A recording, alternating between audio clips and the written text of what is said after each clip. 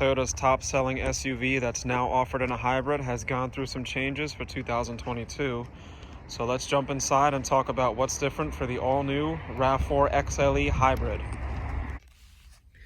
Hey guys, Brian here again. Today I'm sitting in the 2022 Toyota RAV4 XLE Hybrid, and a couple things have changed for the RAV4 for 2022. So we're going to jump in, check out the car and what it has to offer, so that if you're new to the car, you're kind of introduced and you can see what the RAV4 has.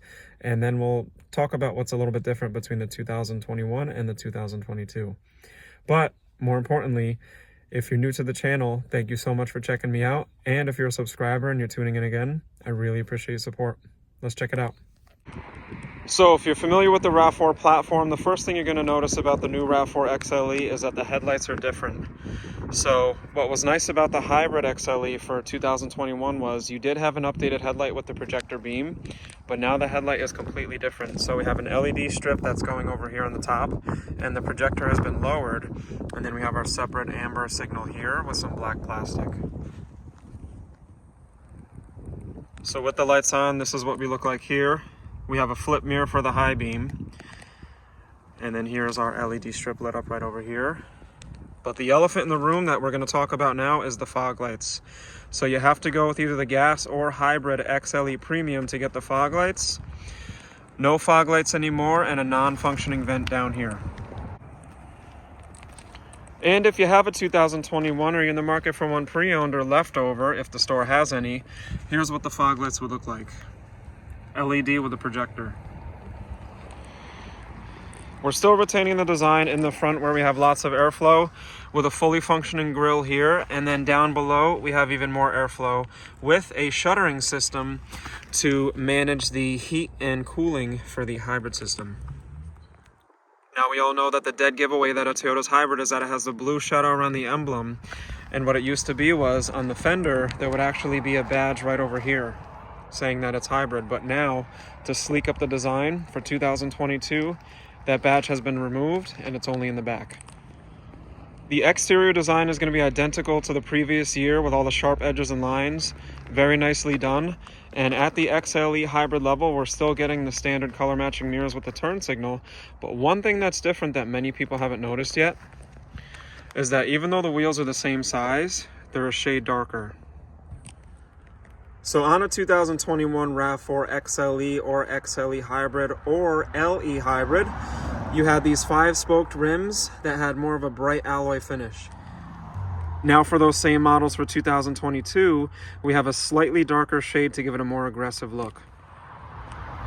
Here's what a 2021 looks to next to a 2022. You can see the shade difference when they're next to each other. Onto the rear, we still have that sleek design with those super bright LED taillights and dual exhaust. One thing that a lot of people have mentioned is that they would have preferred the flipper to go up onto the fin here on the top, the spoiler, whatever you like to call it, but we still haven't seen that yet. But if you need a bit more styling and handling and you want a lot more gas mileage, Toyota offers the RAV4 Hybrid in a plug-in version called the Prime. And with the SE here, you can see that it has a whole different style of wheels. And if you need even more than the SE Prime has to offer you, they even do the XSE with a ground effects package and an entirely different futuristic looking rim.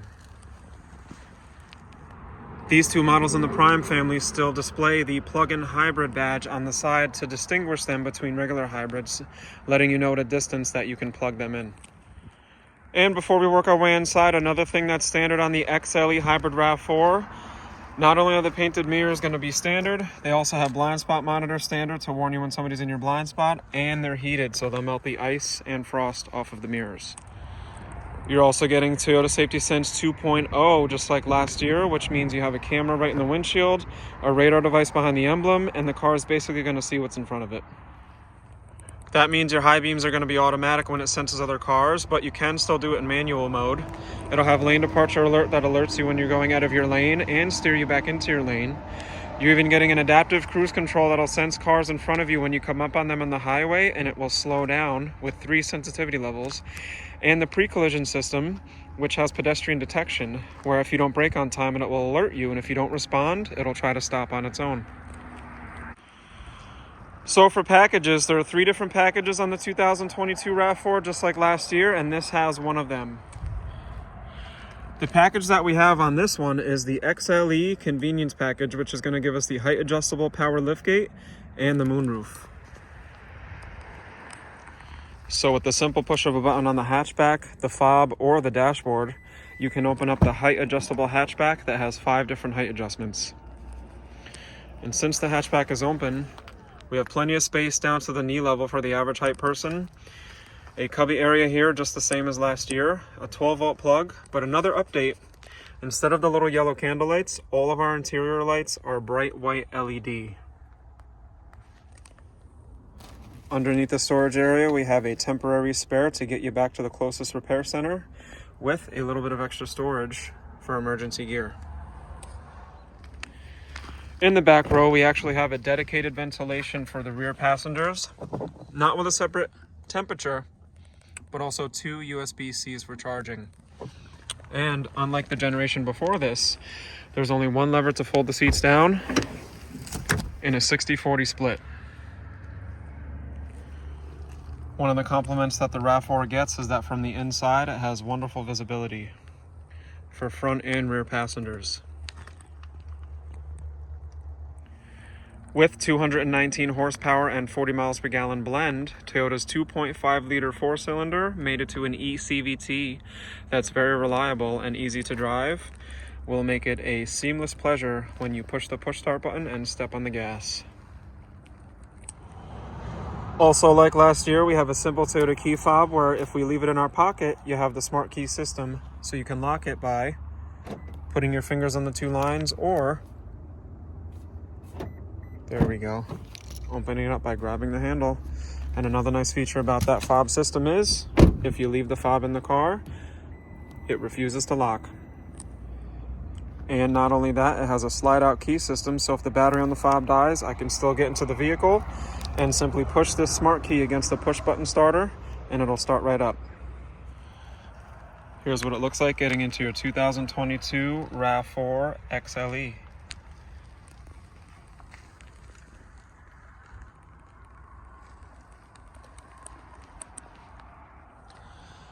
And standard from the factory, the Toyota is offering a 7.0-inch screen, but with the Audio Plus package, last year that would update you only 1 inch to the 8-inch screen, but this year for 2022, it would update the smaller 7-inch screen to a 9-inch screen, also giving you 10 years of Service Connect and 1 year of Remote Connect. And the third and last package available for the RAV4 XLE Hybrid is the weather grade package, which would give me heated wiper blades here, a heated steering wheel, and I would also have wiper blades that are rain sensing with a sensitivity lever over here, and heated seats. So I would have 2 little buttons over here for the heated seats, 2 levels of heat. Also standard on all XLE hybrids is going to be the cloth polygon style seats. In order to get Softex, which is a mimic of leather but more reliable with less maintenance, you would go to the XLE Premium. Also standard from the factory is an 8-way power adjustable driver's seat with lumbar support. And because I know you're curious, the passenger seat is actually a manual without height adjustment. So we have a simple recliner here and a pull bar to slide forward and back. But a great thing to make you forget about your manual passenger seat is that on all new RAV4s now, you have auto down windows with 1 touch and auto up windows on all 4 with 1 touch. Standard on every RAV4. And just like last year, every new RAV4 is going to come with a total of 8 airbags to keep everybody in the front and rear safe, including a driver's knee airbag. With the simple push of the brake and a fast push of the push start button, in the hybrid Toyotas, you aren't listening for the engine, you're looking for the ready symbol here. That's how you know the car is ready to drive. And a great feature that's standard on all the RAV4 XLE hybrids is your dual zone climate control, which means your passenger can have it a little warmer while you have it a little cooler. But if you're not with anybody anymore, you can synchronize it and control it all from your knob. There are a total of 5 USB plugs. 2 of them are in the back like I mentioned, and inside the center console here we have 2 additional USB-Cs, with the 5th one being where we plug in for the Apple CarPlay or Android Auto, which is also standard.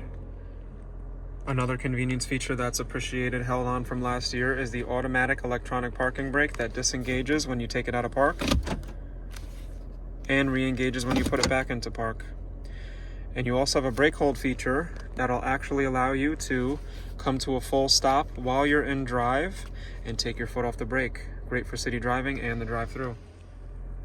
And we have a multi-terrain select with different drive modes here, so I can go from trail mode on and off to enhance the all-wheel drive system for gravel and dirt. And I can switch it to more of a sport mode, eco mode for better gas mileage, or push it down for a blend between the two. Once the battery, which regenerates itself from collecting energy from the engine and the braking system, is charged to over 75%, I can actually use the EV button mode to turn it into an electric vehicle, which favors keeping the engine off.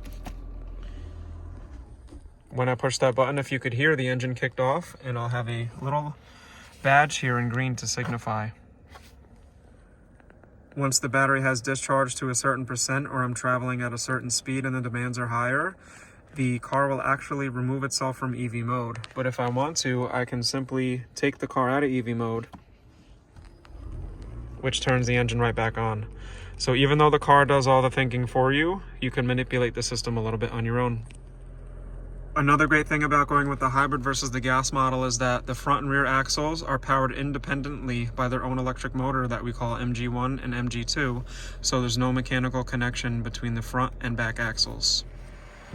So that means you have less moving parts and less wear and tear for all of that heavy hunks of metal that would be underneath the car trying to power those back wheels. And not only that, with the car weighing less and having a more torquey system from the electric motors, when I put it into sport mode, it'll actually be a lot faster than the gas model. And standard on all hybrid RAV4s, you have a system called Regenerative Braking, which means it's actually going to collect kinetic energy from the brakes and send them back into the battery through a generator system, giving you enhanced braking power. And just like 2021, I enjoy a simple, utilitarian, easy-to-use design where buttons are placed exactly where they need to be for operation, which takes the guesswork out of what you're doing, which helps you keep your eyes where they belong, on the road. And every RAV4 comes with a little helper called the MID. That's the screen in between the gauges. It stands for Multi-Information Display. So by pushing the arrows on the steering wheel, I can actually go between different menus to see pertinent information about my drive and what the car is doing. I can change some settings and totally customize all of those safety features that the car comes with. I have a storage area for warnings if the car is sensing something or needs service. And I can simply see my digital speed and lots of information about my gas mileage. Other information that's not necessarily crucial will be back on the infotainment system here. And for example, this diagram is actually showing me where the energy is traveling. So for instance, right now the engine is powering MG1, which is sending that power to the battery to reboost it back up. And this battery level is going to go up and down and fluctuate, which is totally normal, which is one of the reasons why the batteries last so long. When in reverse, I have the reverse camera monitor on that infotainment system, which is very legible during all lighting. The car gives me a very tactile feel. It's not entirely touchscreen, which makes things very easy to change when I want to edit the settings. Not only that, I have a home screen where I can see different information all at once, and just by tapping one of those sections, it takes over the whole entire screen. And one of my personal favorite features about the Toyotas is it's very easy to turn the screen off while you're driving. You just hit menu, display, and screen off. So I can listen to music without all the light in my face. And all new Toyotas now come with a 90-day complimentary subscription to Sirius satellite radio. I can even teach the car to recognize my voice by doing a voice recognition training program. I can even fine-tune some settings about the vehicle, like how long the exterior lights stay on for when I'm in the driveway, or what the door locks do based on my shifting. The electronic steering on the car makes it very easy to steer, which is a big upgrade from older cars with the hydraulic system with zero assistance.